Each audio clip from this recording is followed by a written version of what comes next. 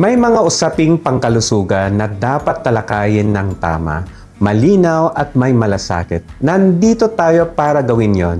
Pogscast, Let's Talk Pinay. Ito ang Pogscast, hatid sa inyo ng Philippine Obstetrical and Gynecological Society. Wala ka namang nararamdaman. Walang pangangati. Walang mabahong discharge. Walang sugat o kaya wala namang lagnat. Ibig bang sabihin wala kang infeksyon? Hindi palagi. May mga impeksyong maaring tahimik o kaya silent sa loob ng buwan o kaya araw. Pero kapag hindi ito nakita o natukoy, maaari itong magsanhi ng pagkabaog o ng komplikasyon sa pagbubuntis, sakit sa atay, cancer, o may pasa sa partner at o kaya sa sanggol. Ngayong episode na to, alamin natin sino ba ang kailangan magpa-screen, anong test ang maaaring kailanganin, at kailan ito dapat gawin.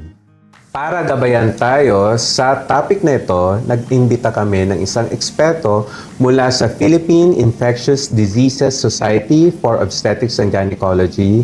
Welcome, Dr. Martha Rosa. Hi, Dr. Katch. Yes. Dr. Marth, simulan natin sa isang basic question. Ano ba ang ibig sabihin ng screening? Dr. Katch, ang screening test po ay usually ginagawa sa mga pasyente na walang simptomas. Ang layunin po nito ay maagang ma-detect ang infeksyon. Compared po sa diagnostic test kung saan ito po ay ginagawa sa mga pasyenteng may nararamdaman or may simptomas. Pag po maagang na-detect ang infeksyon, magkakaroon po tayo ng parang earlier management which helps to prevent transfer of the diseases po sa partner, as well as kung pregnant po si patient, pwede pong ma-preventin po yung pag-transfer ng infection sa kanyang pagbubuntis. So lahat ba ng mga sakit may screening test? Wala naman, sir. Hindi naman po lahat. Hindi naman lahat, no? May Kasi screening minsan test. mahal din yung test, no? Mahal din, So sir. tinitimbang ng public health din yan kung Yes, sir. mahal siya para sa isang pagkalahatang gamit, ano? Yan. So, hindi natin hinihintay na mangati o sumakit o magkaroon ng discharge bago tayo magpa-test. Yes, sir. Hindi po. Hindi naman. Usually, sir, may mga patients po na meron na pala silang gonorrhea, chlamydia, HIV, hepatitis, syphilis, at HPV po na walang simptomas. Aha. So, ngayon, ang pag-uusapan natin ay screening ng mga infectious diseases, ano? So, yun nga, ang screening ay hindi dahil pinaghihinalaan kung may ginawa. Ang screening ay bahagi ng preventive medicine. Okay, simulan natin sa kasi ang pag-uusapan natin ngayon ay sa bawat edad at yugto ng buhay ng isang babae. Simulan natin sa mga adolescents, no? Kailangan bang ipasuri agad sa infectious diseases consultant o mga doktor na specialista sa infectious diseases ang lahat ng dalagitang nagpapatingin sa gynecologist? Hindi naman po lahat ay kailangan bigyan ng request for STI screening. Ang importante po for adolescents patient ay magkaroon po ng magandang konsultasyon wherein makakapag-open po yung adolescent patient regarding sa kanilang sexual practices, kung sila ba ay active or hindi, kung meron ba silang bago or multiple sexual partners, kung meron ba silang simptomas, kung meron ba silang history po ng STI or history po ng sexual abuse, or pati rin po pala yung kanilang vaccination history. Nakakatulong din po yun. So, safe natin sabihin kung wala ka pang sexual contact, hindi kailangan magpa-STD or pa-screening, ganun ba yun? Most likely, sir. Most hindi likely naman. po. Sige, bigyan kita ng isang hypothetical na sitwasyon para sa mga sexually active na babae na mas bata sa 25 years old. Ano ba ang madalas na screening test na inirekomenda? Kasi ayon po sa latest guidelines po natin, those patients po who are sexually active that are less than 25 years old, it's recommended po na magkaroon sila ng annual screening for gonococcal at saka chlamydial infection. So, taunan yan. Yes po. Talaga? Yes. Ano pa? Usually, sir, kasi most of the patients po with gonococcal at saka chlamydial infection, usually mga asymptomatic sila eh. Kaya po better sana na ma-detect natin mas maaga para makapag-provide po tayo ng mas maagang treatment para sa kanila. Gumagamit ba tayo ng X-ray, CT scan sa mga screening na yan? For the screening, sir, usually po pwedeng mag-submit lang ng urine sample or Ihi lang. or pwede rin, sir, po na vaginal swab pag po na-examine natin yung pasyente. Pero, sir, sa mga patients po na meron pong exposure sa oral or anal sex, pwede po tayong kumuha ng throat swab po at Dito saka na. anal swab. Okay, so sabi nga nila, yung screening ay nababagay kung saan may exposure. Kung sa Yes. bibig, doon kukunan ng swab, no? Yes, Ito ay mga kilalang guidelines na, no? Yes, Proven yan mga guidelines na yan. Bakit mahalagang makita ang chlamydia at gonorrhea? For example, no? Kasi sa tingin ko sila yung mga very common din, ano? Yes, Kahit, po, sir. kahit walang sintomas ito, bakit kailangang makita sila? Sir, actually, sir, kasi ang gonococcal infection sa chlamydial infection, pwede sila, sir, mag-progress into more serious diseases po. For example, PID, pwede magkaroon ng PID or yung pelvic inflammatory disease. Pwede rin po mag-cause ng chronic pelvic pain. Pwede rin po magkaroon ng damage sa fallopian tube, which can cause infertility and ectopic pregnancy. As well as, mapiprevent po natin yung pag-transfer ng infection sa partner kung madetect po natin siya ng mas maaga. At saka po, pati rin po, kanyari kung magbubuntis po si pasyente, may iwasan din po yung pag-transfer ng infection from mommy to the baby. So yung chlamydia at gonorrhea, yan ba yung mga common, mga pangkaraniwang nagkukos ng pelvic inflammatory diseases? Yes po, sir. Sa isang simpleng discussion, ano ba ang pelvic inflammatory disease? Kasi ang hirap i-explain or ipaabot yan sa mga ating mga viewers. Ang pelvic inflammatory disease po ay infection po sa parang female genital organ. Usually po yan, nag-start po sa may vagina, paakyat po ng cervix, paakyat po ng matres, then pwede po maapektuhan din ng fallopian tube at saka ang ovaryo. So basta infection sa mga organs ng kababaihan, pelvic inflammatory disease. Yes, po. Maraming forms yan, ano? Pwede may nana Yes, or sir. abscess formation o kaya simpleng lang, no? Parang inflamed lang, mga Inflamed ganun. lang, opo. Okay. Yan. So, ibig bang sabihin kapag nag-positive sa isang STI test, masama o promiscuous na ang isang babae? Kasi ano yan parating stigma yan. Yes, sir. Ayan, nagpa-STI, pumunta kay sa isang sex clinic, parang gano'n, no? Masama ba o promiscuous ang isang babae? Ay, hindi naman po. Actually, sir, may mga pasyente na parang nasa long-term relationship sila or kasal sila na may isang partner. Nataon lang po na yung partner pala nila ay asymptomatic din na hindi alam po na meron silang infection, na nahawa lang sila doon. Oh, okay. Kahit asymptomatic din sila na walang sintomas. Ano ba yung goal nito pag yung pagpapatingin sa isang STI clinic or screening? Usually, sir, para una po ay magkaroon ng mas maagang lunas at ma-prevent po yung mga further complications po ng mga infection. Oo. Saka hindi dapat ito para sa akin kasi parang hindi baka yung isang partner kasi naghahanap ng kung sino yung mabiblame nila, no? Okay, so yan. So, paano naman ang sexually active na 25 years old naman? Kanina, napag-usapan natin yung mas bata sa 25. Ngayon, pag-usapan naman natin yung 25 years old pataas. Kailangan pa rin ng annual chlamydia ba at gonorrhea screening? Base, sir, sa latest guidelines po natin, hindi na siya parang annually dapat gawin. Okay. Magbe-base po tayo regarding dun sa risk factor ng pasyente. Pwede po kunyari kung meron ba siyang bagong partner or multiple sexual partners, meron ba siyang simptomas ngayon, may discharge, may mahapdi sa pag-ihi, or minsan po, depende, kunyari kung meron ba siyang history ng STI, or meron siyang nakatalik po na may infection din, or kunyari gumagamit po siya ng mga drugs po na injectable, or minsan meron din siyang history po ng sexual abuse. Usually may mga ganyan po, sir, yung mga parang mga risk factors po for doing screening test for STD. Okay, yan, napakalinaw, no? Para sa mga 25 years old and above, no?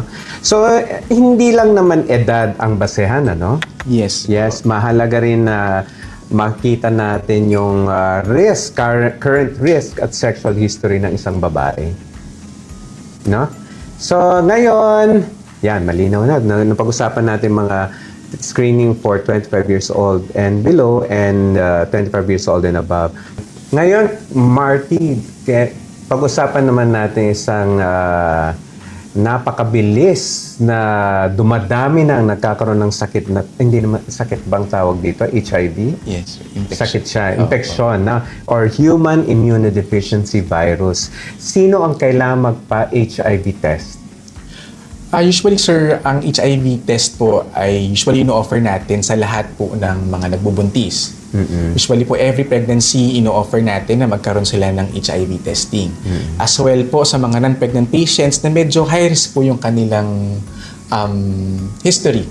Okay. Katulad ng sinabi ko kanina, pwedeng may bagong partner, may multiple partner po, sexual partners, may history po ng STIs, meron po nakatalik na questionable po yung HIV status ng pasyente, or minsan po pag nagkakaroon bigla ng mababang immune system, sa kine-question natin, baka mamaya secondary pala siya sa HIV infection. Okay.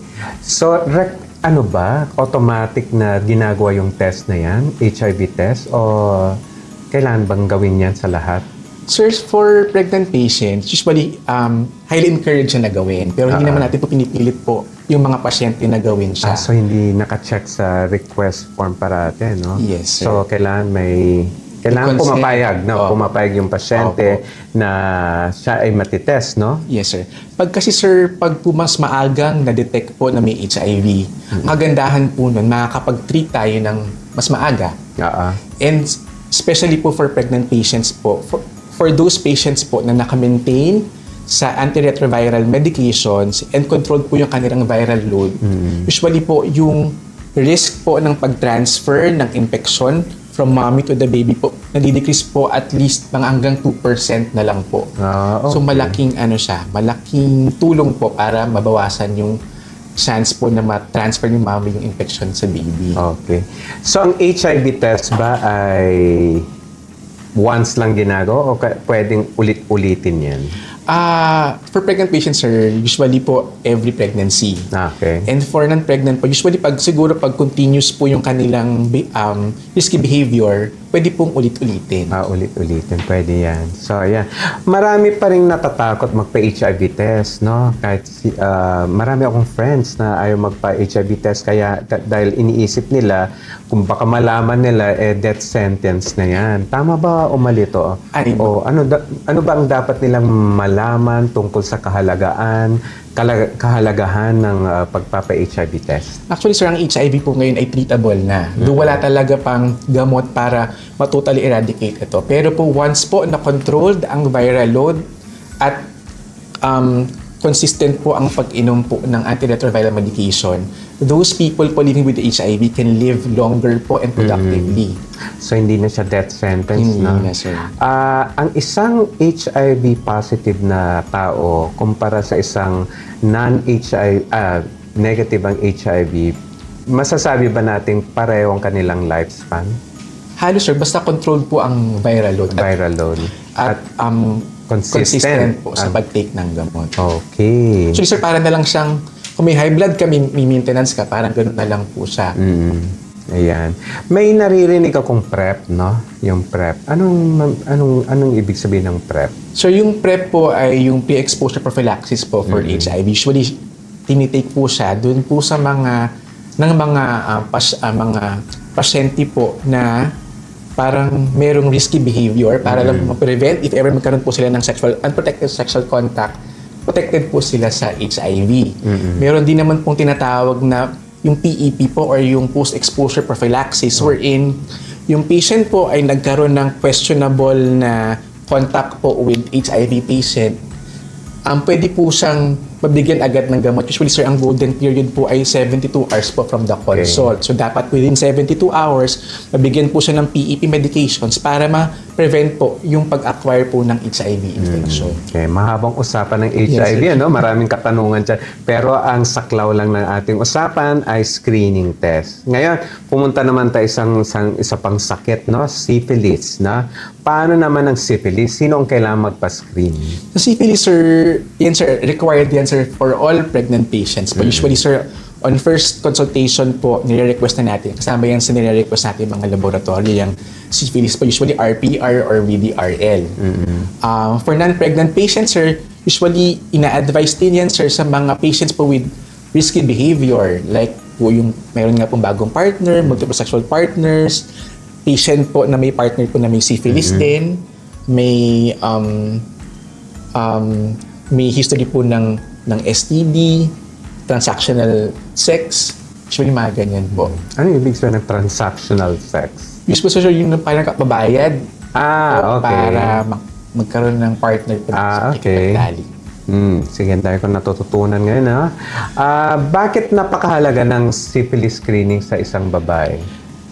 So lalo na po sa pagbubuntis sir, kasi pwede niya maapektuhan po yung outcome po ng pregnancy. Una, pwede siyang mag-cause ng miscarriage, pwede rin pong preterm labor, IUFD, o yung pagkamatay po ni baby sa loob ng tiyan. Pwede rin pong mag-cause ng congenital syphilis. At isa po pwede maging cause sir, ay yung pagkamatay po na mas maaga ng baby po kahit after delivery. Okay. Naipapasa ba yan ng nanay sa fetus pa lang? Pwede sir, Pwede rin. pwede po. Hindi automatic, no? Pwede. Pwede. Parang yun yung gusto mong isagot, no? Ngayon, iwan naman natin yung syphilis. Napunta naman tayo sa hepatitis B and hepatitis C. Okay? Bakit kasama ang hepatitis B at hepatitis C sa infectious disease screening ng mga kababaihan? Sir, for hepatitis B and C po, kaya siya sir kasama sa parang usual na test na nire-request natin especially for pregnant patients dahil pwede po silang makaapekto dun sa outcome po ng pagbubuntis. Kasi karamihan sir po ng may patients na may hepatitis B and C, usually po wala silang nararamdaman or asymptomatic. Malalaman na lang po natin minsan sa test lang po or minsan bila na lang silang maninilaw or on ultrasound po mayroong abnormalities po na makikita sa ultrasound. Mas malalaman po na malala na pala ang kanilang hepatitis. Okay. So, sino bang kailangan magpa-screen para sa hepatitis B? So for hepatitis B, yan po ay usually sir, yung mga pregnant patients natin, usually kasama po yan talaga sa unang mga test na nire-request natin. Yan po ay para malaman kung si patient ba ay infected ng hepatitis or meron siyang immunity po against hepatitis. Okay. Kahit po siya ay bakunado, nire-request pa rin po ito every pregnancy po ng pasyente. So, ang hepatitis B, nire-request nyo ng mga OB during the first prenatal visit. Yes, Tama sir. ba? Yes po, sir. Paano naman yung hepatitis C? Hepatitis, sir, same din po. Based on the recommendation, sir, it is prudent din po to request hepatitis C with hepatitis B po every pregnancy po. So, ayan, napag-usapan na natin iba't ibang sakit, no? Para bigyan natin sila ng summary, no? Ano bang mga infection na karaniwang hinahanap early in pregnancy? So for pregnant patients, sir, usually ang nire-request po natin dyan ay una-una, sir, HIV po, HIV, hepatitis B and C, syphilis po. And for patients po na high risk, pwede rin pong mag-request ng chlamydia at saka gonococcal testing. For patients din po na may history po ng exposure or previous treatment po for TB, pwede rin po tayo mag-request ng screening test for tuberculosis. Pwede rin po tayong mag-request ng urine culture po para ma-screen si patient for asymptomatic bacteria. And at 36 to 37 and 6 weeks, usually po nagre-request din tayo ng GBS screening or yung group B strep screening po. Para po before sila mag-pregnant, malaman natin status nila regarding GBS. Na ano ako sa sinabi mo na, nagulaw sa sinabi mo na urine culture. Bakit Yes, hindi or pwede rin ba ang urinalysis? Sir, for asymptomatic patients, sir, pero kasi tayong 3 types ng parang UTI in pregnancy. Yung una po is yung asymptomatic bacteria, pangalawa yung cystitis, and pangatlo po yung pyelonephritis. For asymptomatic patient po, for pregnant yung asymptomatic bacteriuria, usually po nadadiagnose sila through urine culture. Hindi po enough, sir, na urinalysis lang. Kailangan po urine culture, na usually po meron tayong cut-off na count po sa urine culture. Usually po 100,000 CFU per ml po. Okay. So bakit kailangan magpa-screen kahit mukhang healthy at normal naman ang ultrasound, di ba? Minsan kasi, bakit ako magpapa-screen pa normal naman ang ultrasound ko? Karaniwang tanong yan ng mga babaeng buntis. Sir, sa ganyan po, so hindi kasi sir lahat ng infection ay makikita po sa ultrasound. So hindi lahat po ng infection ay mag-manifest po ng abnormality sa ultrasound. Usually po, karamihan ng mga pasyente ay asymptomatic. Na wala po simptomas, na malalaman lang sila during examination po. Ngayon naman, pag-usapan naman natin ang mga older women. Hindi natin dapat sila ini-ignore din, no? May maling paniniwala kasi na kapag menopausal ka na o hindi ka na magbubuntis, hindi na kailangan mag-isip tungkol sa sexually transmitted infection. Tama ba yun, Doc? Ay, mali po, Doc. Actually, sir, menopause po, it ends the fertility capacity of the patient. But it does not remove the risk po for having sexual infections. Isa po dito, malaking factor dito, dahil nga po hindi na concern ang pagbubuntis, minsan hindi na sila gumagamit ng condom po as protection. Pangalawang malaking factor po dito ay yung hormonal changes. So dahil po dyan, nagiging dry po yung area, as well as magiging manipis po yung epithelium po ng vaginal mucosa, which makes them po more prone po to infection. So, walang edad na masasabi nating hindi na yan pwede magkaroon ng STI, di ba? Walang ganon. Okay. Ngayon, may pagkakataon din ng overtesting, no? Yan, pag-usapan natin yung mga overtesting. Kasi may mga babae na, sige, patest ko na kaagad, ganyan. Pero, yun nga, may mga idea ng overtesting. Kailangan bang magpa-complete STI panel? Okay? Kasi may mga offer yan sa mga ahensya, no? Kailangan ba magpa-complete STI panel ang lahat ng babae annually o taon-taon? Ay, hindi naman po, sir. Kung wala pong symptoms or kung wala silang risk factor po for having those kind of infection, usually hindi naman. Magbabase pa rin po tayo based usually sa age ni patient, sa risk factor, and sa sexual practices po ni patient. Okay.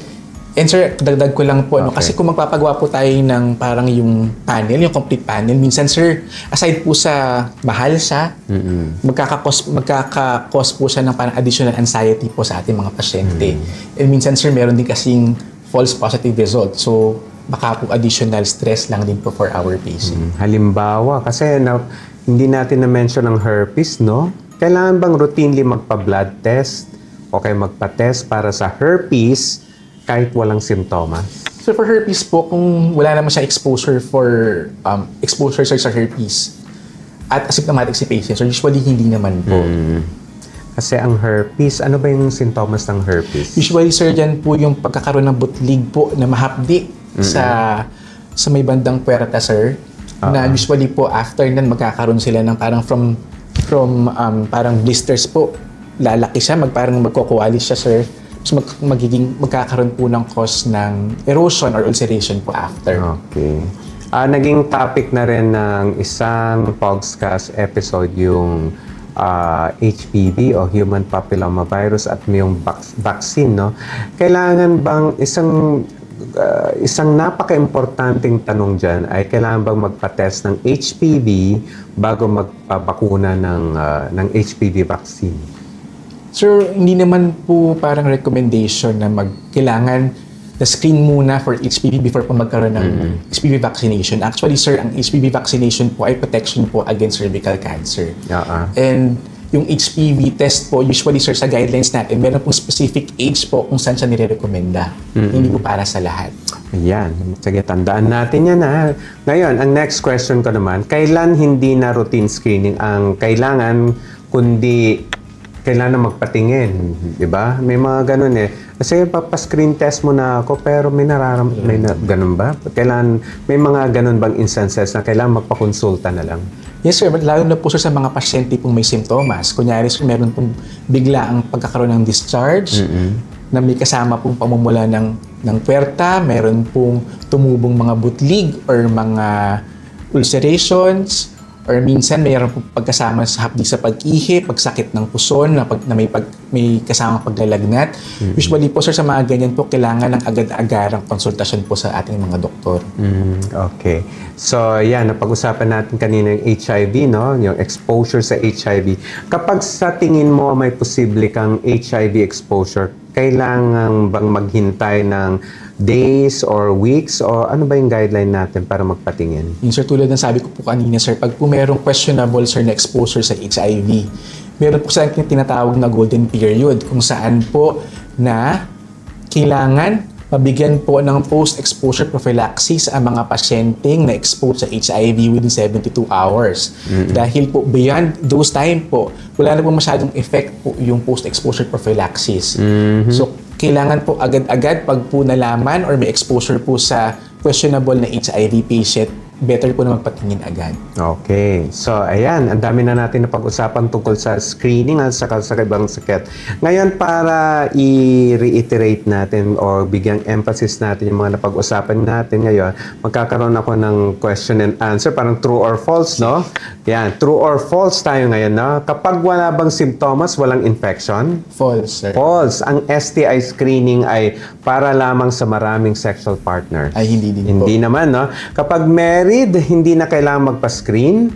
Ay, hindi din po. Ngayon, pag lahat ng sexually active women ay kailangan magpa-complete STI panel every year. True or false ba yun? False, sir. False naman, no? Napag-usapan din kasi natin. Ano ba yung tama doon? Usually, sir, dapat mag-base pa rin po tayo dun sa age ni patient, sa sexual practices po, at saka sa risk po ng patient. Ngayon, sexually active women na 25 years old and below, kailangan bang magpa-annual chlamydia and gonorrhea screening? Base po sa recommendation, sir, kailangan po. Kailangan. Advisable siya. May natutunan ako ngayon. Ngayon ko lang nalaman yan, ha? Hindi naman ako, kasi infectious disease, ano din. Kapag menopausal na, hindi na maaaring magkaroon ng STI. False, sir. Ako, big false yan, no? Oo. Lahat ng buntis ay dapat magpa-screen sa syphilis, HIV, at hepatitis B early in pregnancy. Very true, sir. Yan, very true. Yan. Yan, tandaan yung mga buntis, no? Kapag nag-positive sa screening test, confirm na agad na may sakit ba? Sir, hindi po sa lahat. Depende po. Usually, sir, kasi katulad po sa syphilis, meron po tayong confirmatory testing. Pati rin po sa HIV, meron din pong confirmatory testing, sir. So, hindi po lahat na nag-positive sa screening test ay confirmed na may infection agad. Ang pagpapasuri ba sa STI ay nangangahulugang taksil na ang partner? Ay, hindi po, sir. Hindi naman. Napaliwanag natin kanina yon, no? Pwede kang magpa-test kahit walang pahintulot ng partner. Nako, napakagandang ano yan. Kasi minsan, may mga pasyente akong ganyan, tanungin ko muna kay Mister, ganyan. Anong sa tingin mo yan? Sir, meron po siyang dapat sariling kakayanan po na mag-decide po para sa katawan po Oo niya. nga, kailangan mag-decide ka na para sa katawan mo, no? Thank you, Dr. Mart. Nasagot mo lahat yung mga true or false natin, ha? Maganda yung mga true or false para kailangan na-emphasize natin. So, napag-usapan natin yung mga screening tests para sa iba't ibang edad, no? Less than 25 years old, 25 years old and above. Pati nga yung mga menopausal at hindi nagbubuntis, may mga nasabi tayong mga guidelines o kaya mga test din na kailangan. At yung mga do's and don'ts sa mga screening tests. Ngayon, nasa pangwakas na tayong bahagi ng ating discussion.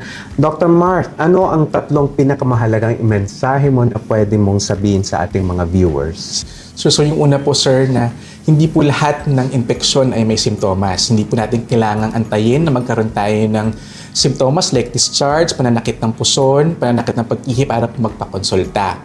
Pangalawa, walang isang screening po na applicable sa lahat ng ating mga pasyente.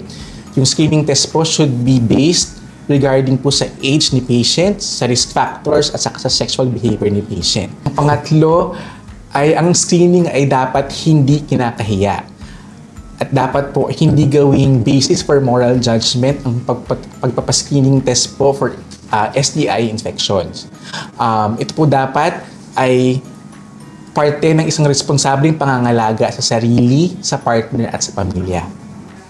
Thank you sa mga takeaways na yan, Dr. Mark. No? Ngayon naman, mga viewers, napakalinaw ng mga mensahe natin ngayon sa discussion na to. Ang infectious disease ay hindi para lamang sa may sintomas, hindi lamang para sa mga buntis at hindi lamang para sa kabataan. No? Mula adolescence hanggang menopause, maaring kailanganin ng babae ang iba't ibang test depende sa kanyang lifestyle, edad at risk, no? At kanyang medical history. Hindi kailangan kunin lahat ang mga test, no? Yung tinatawag na complete STI panel. Ngunit kailangan natin magkaroon ng bukas, tapat at walang judgment na isang pananaw tungkol sa mga screening na to. No? Maraming salamat, Dr. Mark Taroza, sa napakalinaw at napakahalagang discussion. Salamat din, Sir Catch. Mga kapogscast, tandaan natin, hindi lahat ng infection ay nagpaparamdam. Minsan, ang pagpapasuri habang wala pang sintomas ang siyang nakakapigil sa mas malaking problema. Huwag matakot at huwag mahiyang kausapin ang inyong doktor tungkol sa sexual history, yung mga previous infections, bagong partner, pregnancy plans, at vaccination history. Huwag kalimutang i-like, share, o subscribe ang Pogscast Let's Talk Pinay. I-share ang episode na ito sa inyong mga anak, kaibigan, kapatid, nanay, at sa bawat babaeng kailangang malaman na ang screening ay bahagi ng pangangalaga sa sarili. Ako po si Dr. Richard Ronald Cacho. Tandaan, magpa-screen hindi dahil may kasalanan, kundi dahil mahalaga ang inyong kalusugan. Magandang gabi, mga kapogscast. Sa bawat yugto ng buhay ng isang babae, may kwento at may tamang kaalaman na dapat pakinggan at maunawaan. Pogscast, Let's Talk Pinay.